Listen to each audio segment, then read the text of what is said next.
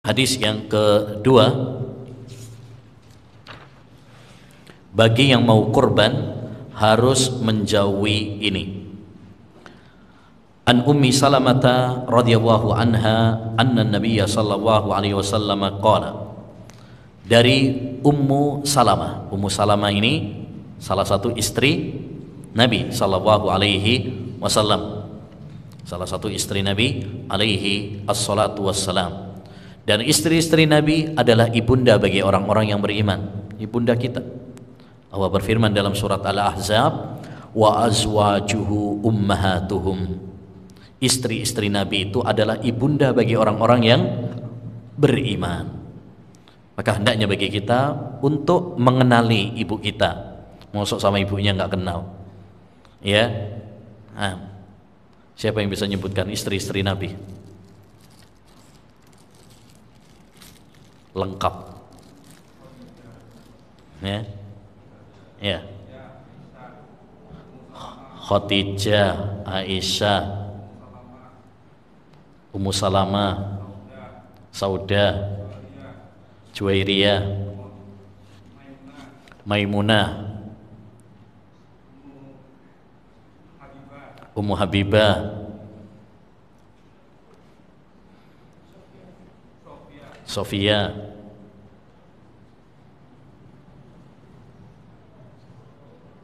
siapa? Kurang siapa? Hah? Hafsah. Hafsah. Mungkin mau ngomong Hafsah cuma pakai masker jadinya nyangkut ya. Hafsah, terus siapa lagi? Zainab. Nah, Zainab binti Jahas. Demikian juga ada Zainab juga binti Sama. Taib. Jadi itu istri-istri siapa? Nabi SAW, ibu kita semuanya. Wa azwajuhu ummahatuhum. Istri-istri Nabi itu adalah ibunda bagi orang-orang yang beriman. Maka hendaknya bagi kita untuk mengenalnya dan mencintai mereka.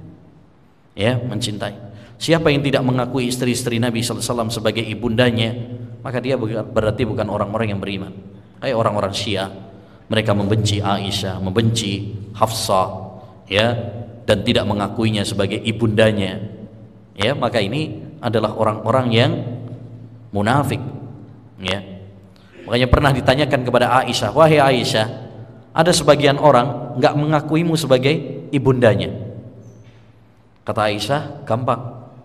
Ya, benar, memang saya bukan ibundanya. Karena saya hanya ibunda bagi orang-orang yang beriman saja. Kalau bagi yang nggak beriman, ya saya bukan ibundanya. Ya. Taib, dari Ummu Salamah, semoga Allah meridhoinya.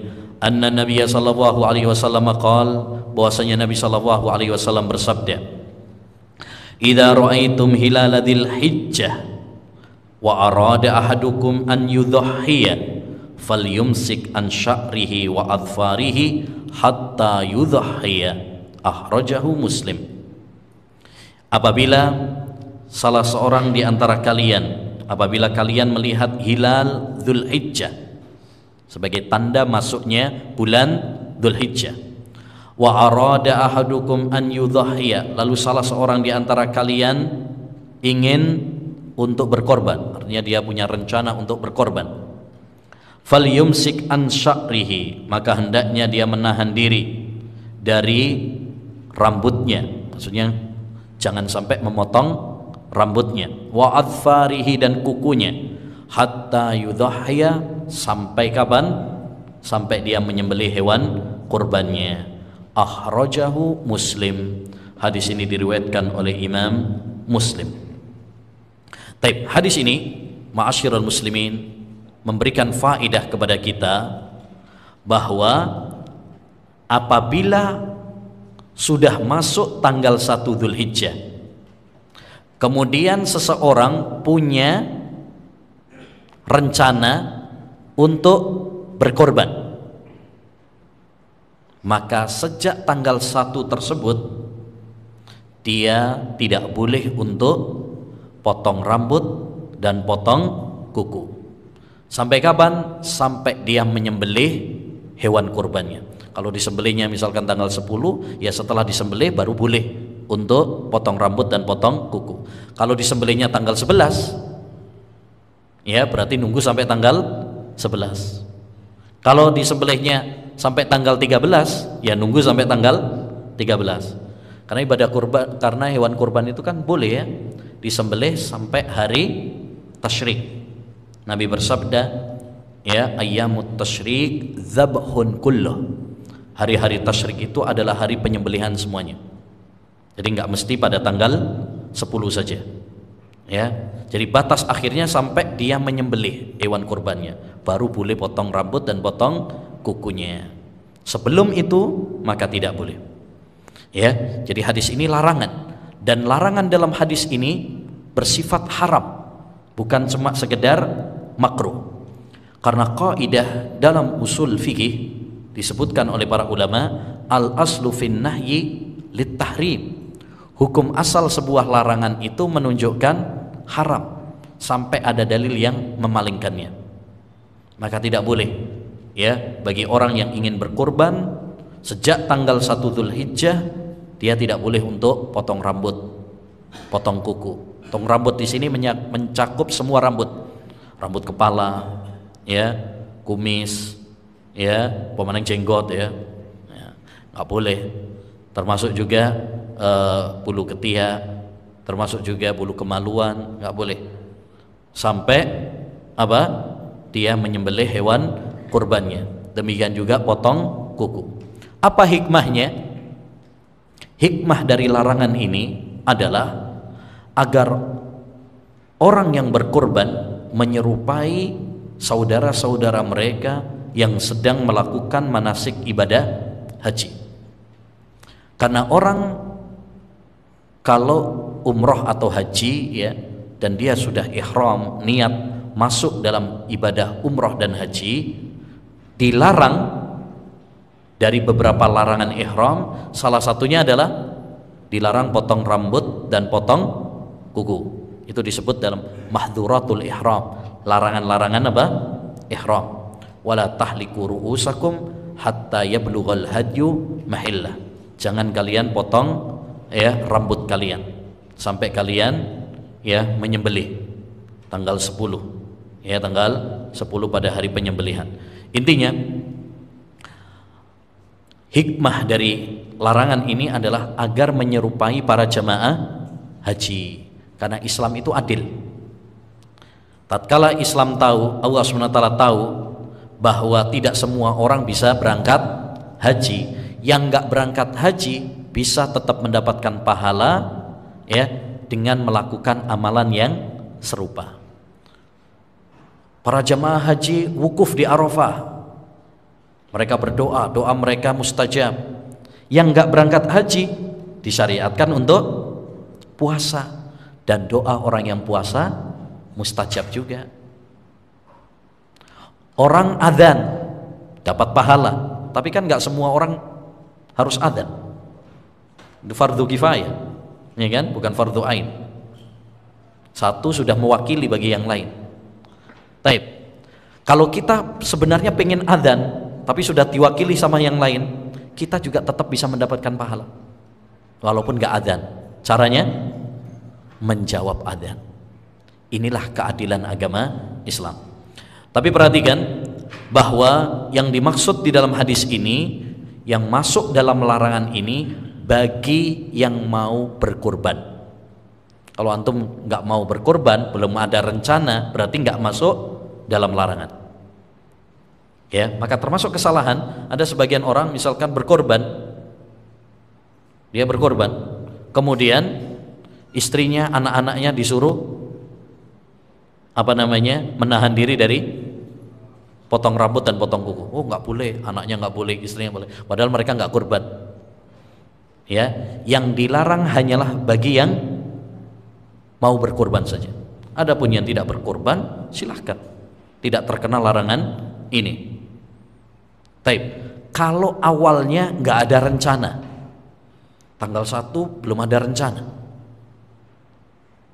pas tanggal 7 alhamdulillah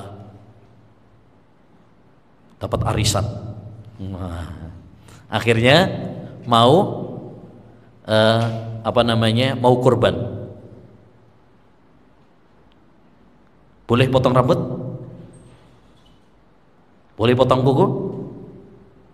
Apa enggak? Enggak boleh. Sejak kapan? Sejak dia punya niat. Kalau tanggal 1 belum ada punya niat, ya enggak apa-apa berarti. Orang belum ada niat, belum ada rencana. Baru muncul ada rencananya tanggal 7. Ya udah, sejak dia meniatkan punya rencana tersebut, maka dia nggak boleh untuk potong rambut dan potong kuku. Ya. Nah, kan kadang ada orang tanggal 1 belum ada niat. Nggak taunya di tengah-tengah misalkan dapat rizki, entah itu warisan, entah itu dapat arisan, mungkin itu dapat THR, ya. Yang penting nggak menang togel. Nah, ya. Masuk harta judi dipakai untuk apa? Ya, dipakai untuk kurban. Nah, ini ada masalah. Kalau ada orang yang kurban tapi pakai harta haram, diterima apa tidak? Ya, sah tidak ibadah kurbannya? Ada orang kurban tapi pakai hartanya dari korupsi misalkan, atau dari riba, atau habis menang togel misalkan, judi online, ya, menang dia, nah, dipakai untuk kurban. Ya, sah apa tidak kurbannya? Nah, enggak Pak, sah ibadahnya, ibadah kurbannya sah, cuma dia berdosa. Sama seperti orang haji pakai harta haram, hajinya sah tapi dia berdosa. Ya, kenapa? Karena itu bukan syarat sahnya ibadah.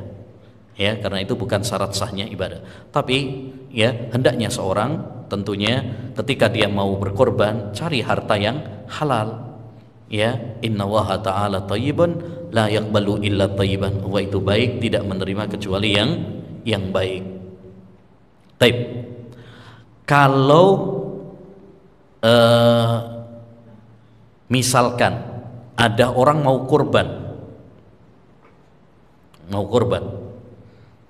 tapi dia potong rambut, dia potong kuku, sah nggak ibadah kurbannya? Berarti melanggar hadis ini kan? Melanggar dari hadis ini. Sah apa tidak? Sah. Cuma dia dosa karena melanggar hadis larangan dari Nabi Sallallahu Alaihi Wasallam ini. Ya, taib. Kalau ada orang mau kurban, dia punya rencana kurban, dan dia pada dasarnya nggak mau potong rambut, tapi qadarullah ternyata misalkan kecelakaan, ya tabrakan misalkan, akhirnya harus dioperasi. Kalau operasi karena ini yang kena adalah kepalanya, harus digundul misalkan.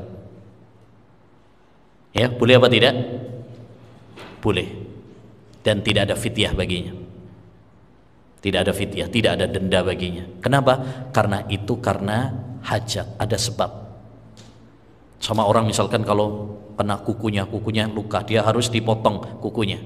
Tidak mengapa. Kalau memang ada sebab, maka tidak mengapa. Ya, dan tidak ada fidyah bagi dia.